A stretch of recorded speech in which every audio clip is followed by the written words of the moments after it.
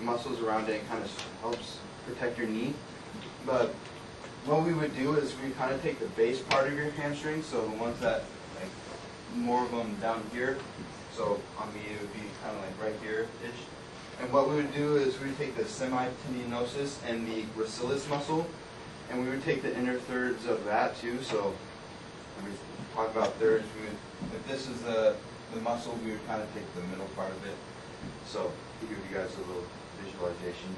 But what is so unique about this is that there's a slightly smaller incision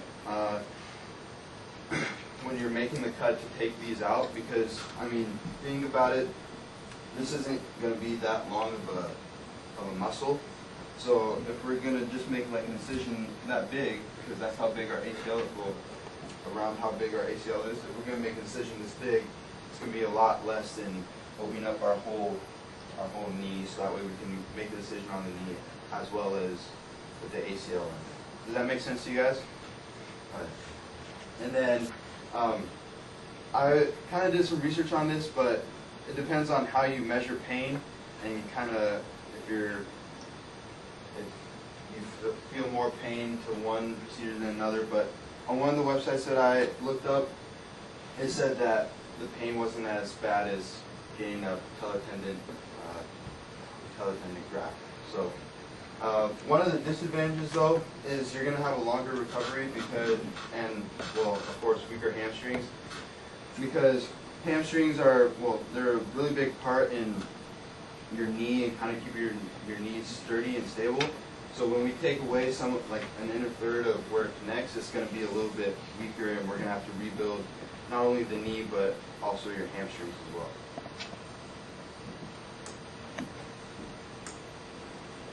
An allograft or a donor procedure is when we use someone else's ACL. And what I mean by allograft is most commonly used in lower demand patients. I mean this by ones that aren't looking to get a ACL transplant really fast, or are waiting to like kind of take their time into getting the procedure done on them. Some advantages are you're not taking away from any of your other body parts. So before, well, we talked about taking away some of our patellar tendon or our hamstring, or in the next slide, our quadricep. But when we do an allograft or a donor, we're just taking someone else's ACL and we're just putting it right in. So, and it also decreases a surgeon's time working on surgery on them, because all they have to do is just take an ACL out and then put it right into your knee, instead of doing an incision on another body part of yours and then putting that into where your ACL used to be and all this stuff. However, the disadvantages of this are you could receive an old person's ACL, or someone that doesn't have as strong as ligaments as you do, and that could be a problem because you would think that it would be the same strength as your ACL, but when in fact there is a chance that it couldn't be. So,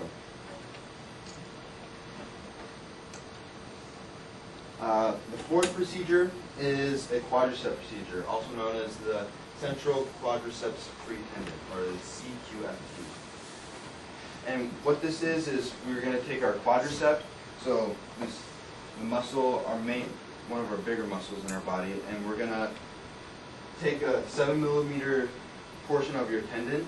So as we explained earlier, our patellar tendon kind of connects our quadricep to our kneecap and onto our tibia.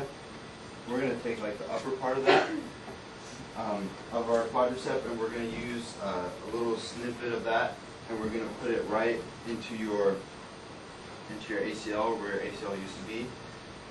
And some advantages to this are that it can be harvested really easily, where we can get it really easily.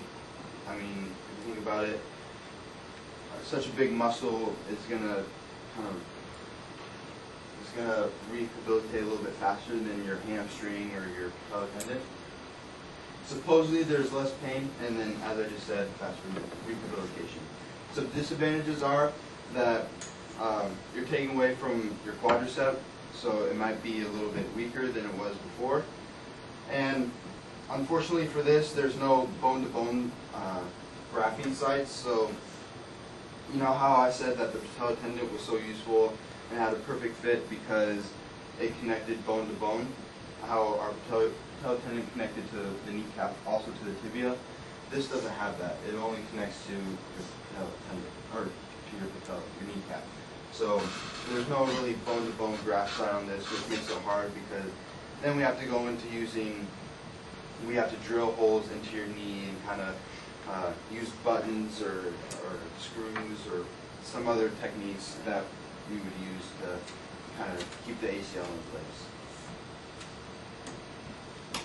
Alright, so I mentioned earlier about single and double bundle, and you're probably just like, what the heck?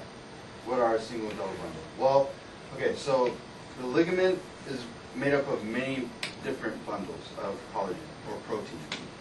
And so what we're talking about here is how many, well, pretty much how many incisions we're going to, or how many holes we're going to drill in your knee to kind of replace your ACL. When we're talking about single, we're only talking about one tunnel. Well, two if you're talking about femur and tibia, but one main tunnel. Whereas when we're talking about a double bundle, we're talking about two.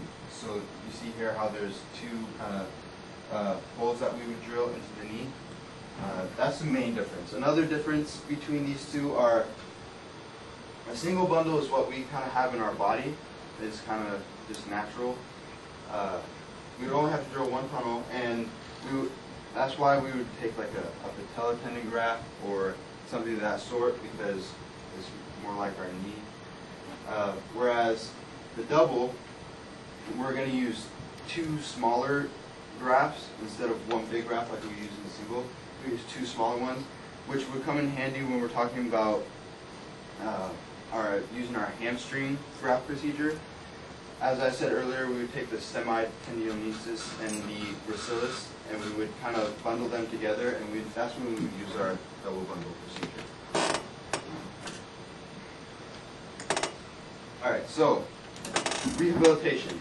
I don't know if you guys know, but this year in Juanita sports, our teams have been hurt our teams have been pretty much devastated by injuries to our ACLs.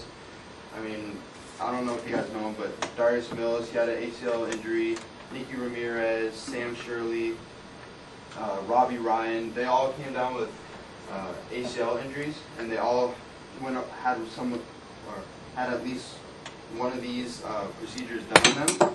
So the next step after getting surgery done is getting it rehabilitated and getting it back up to the strength that it used to be. Usually it takes 6 to 9 months to recover, and when we're talking about like recovering, we're not just talking about like just sitting around playing video games.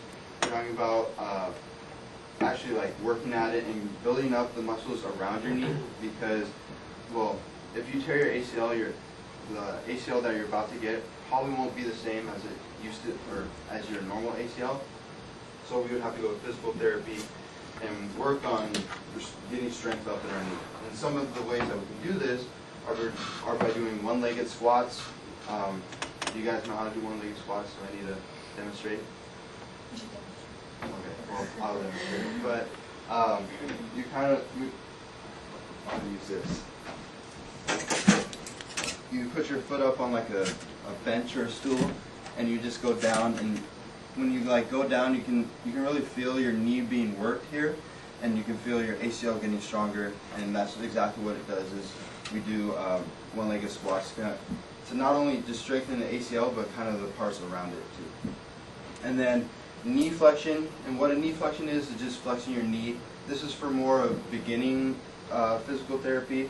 I was talking to Robbie Ryan when he started his physical therapy, and he was really depressed with himself, or he was really depressed because he just got off this this really successful procedure of surgery and stuff, and he came back and he was like, "Oh, guess what I just did in physical therapy?" And I was like, "What? You like jog or something? Like, is this good news?" And he was like, "No, I just flexed my knee." And I was like, "What? What are you talking about? Like, how do you flex your knee?" And he was like, "Well, all you have to do is just kind of like what we're flexing here is more of your quads more than anything.